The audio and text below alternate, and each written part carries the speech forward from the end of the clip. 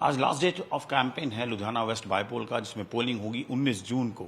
हर candidate ने जोर लगाया और हमारे साथ हैं कांग्रेस के candidate former minister Bharat Bhushan Ashu. Ashu ji, एक लंबा कैंपेन रहा, आज लास्ट डेट ऑफ कैंपेन है और वोटिंग होगी 19 तारीख को। तो पहले तो ये बताइए कि आप 12 में जीते, 17 में जीते, 22 में हार गए, तो इस बार कैसे लगता है कि आप बाउंस बैक कर पाएंगे? साहब, हर आदमी को कुछ ना कुछ उम्मीद से तो रहता है, पर इस बार ऐसे महसूस हो रहा है, एक तो कंपैरिजन हो गया हमारे 17 से 22 के कार्यकाल का, ये 3-3.25 साल का जो इस सरकार का निकला है, तो लोग महसूस कर रहे हैं अभी वो इससे कहीं बेहतर था। चाहे वो डेवलपमेंट की तरफ देखें या पूरा माहौल देखें, आज ना लॉ एंड ऑर्डर है, लोएस्ट लेवल पे है, रादर ये बोल दें तो जो सरकारी दफ्तर हैं वो काम ही नहीं कर पा रहे, या तहसीलें, सब रजिस्ट्रार, पटवार खाने बंद ही पड़े हैं, डीटीओ ऑफिस 6-7 महीने से वर्किंग कंडीशन में नहीं है, ना लोगों की आरसी मिलती है, ना ये बिजली बोर्ड का बुरा हाल है। अब इलेक्शन हो रहे हैं तब भी इतने बड़े कट चल रहे हैं बिजली के, तो हर फ्रंट पे सरकार फेल सी हो गई है। एक तो वो ये बहुत बड़ा इशू है, और इसके पीछे कारण क्या है, कारण भी लोग समझते हैं। ये सरकार तो उन्होंने बनाई थी और 92 जिताकर भेजे थे, पर समहाउ वो जाके सरेंडर कर गए और सरकार पीछे से रिमोट कंट्रोल से चल रही है, और वो लोग चला रहे हैं जिनका पंजाब और पंजाबियों के साथ कुछ कंसर्न नहीं है, ना इनके इश्यूज को समझते हैं, ना इनकी डेवलपमेंट के लिए उनकी कोई सोच है, ना ही वो इनके लिए कोई ऐसी पॉलिसी 3-3.25 साल में ला पाए जिससे पंजाब बेहतरी की तरफ जाए। पंजाब एक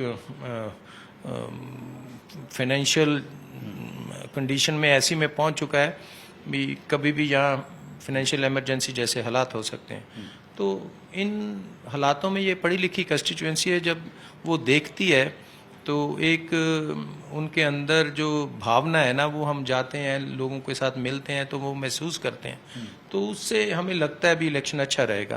तो आशु जी, मुकाबला किससे है? क्योंकि संजीव अरोड़ा भी हैं आम आदमी पार्टी से, बीजेपी के ने भी लोकल आदमी को टिकट दिया है, अकाली दल वाले भी हैं, तो इस बार जोर ज्यादा लग रहा है कि 17 में जोर ज्यादा लगा था? जोर हर इलेक्शन में होता है साहब, ये किसके साथ कैसे कंपैरिजन करना है ये नहीं होता, हर इलेक्शन के इश्यूज अलग रहते हैं। तो ठीक है, हम जोर लगा रहे हैं, सभी जोर लगा रहे हैं और सभी ऑप्टिमिस्टिक भी हैं, तो जिसको जनता चाहेगी। तो पर्सनली कितना इम्पोर्टेंट है आपके लिए इलेक्शन? क्योंकि हर इलेक्शन इम्पोर्टेंट रहता है साहब, कोई इलेक्शन ऐसा नहीं रहता जो पर्सनली इम्पोर्टेंट और अन इम्पोर्टेंट हो, हर एक इलेक्शन की अपनी अहमियत रहती है। तो इस इलेक्शन में भी अहमियत है।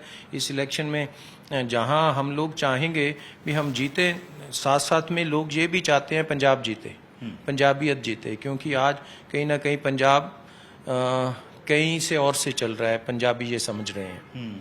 तो कांग्रेस में एक चर्चा भी रहती है और सुनते भी हैं कि इनफाइटिंग है, तो वो इनफाइटिंग आपने मैनेज कर ली है? क्योंकि प्रधान साहब के साथ बहुत अच्छा आपका रिलेशन नहीं रहे हैं, जो वर्बली विजिबली दिखते भी थे पहले, लेकिन अब वो आते हैं कॉन्स्टिट्यूंसी में, आते हैं तो फिर ये सवाल ही नहीं रह जाता। तो ठीक हो गया। देखो ऑनेस्टली कहीं भी किसी भी घर में आपस में कोई वैचारिक मतभेद हो सकते हैं, पर जहां तक कांग्रेस की लड़ाई का सवाल, कांग्रेस हमेशा एकजुटता से लड़ी है।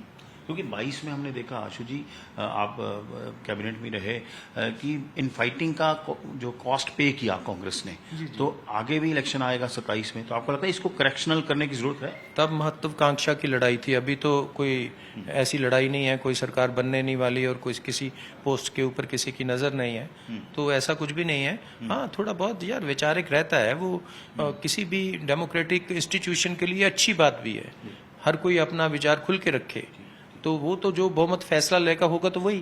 Thank you, good luck. So ये थे कांग्रेस कैंडिडेट भरत भूषण आशु, जिन्होंने बोला कि जो सरकार है पंजाब की वो कहीं और से चल रही है, और जहाँ की जब की इनफाइटिंग की बात है वो कहते हैं कि काफ़ी चीज़ें ठीक हो गई हैं और थोड़ा बहुत जो है वैचारिक मतभेद रहते भी हैं, जो ठीक भी होते हैं पॉलिटिक्स में।